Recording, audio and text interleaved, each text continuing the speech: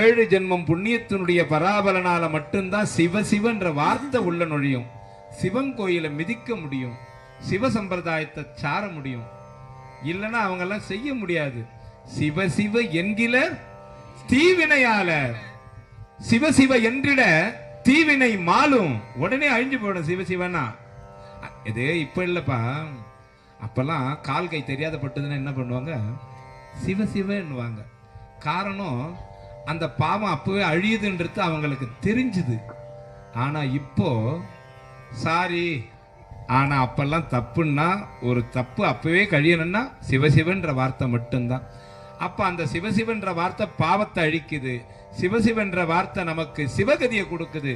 சிவசிவன்னு சொல்லும் பொழுதே நமக்கு உயர்ந்த அந்தஸ்தில கொண்டு போய் நிறுத்துதுன்ற மந்திரத்துக்கு உண்டான பிரம்மமே முதலாகியவன் படைச்ச பிரம்மாவனை கும்பிட்டு என்ன பண்ண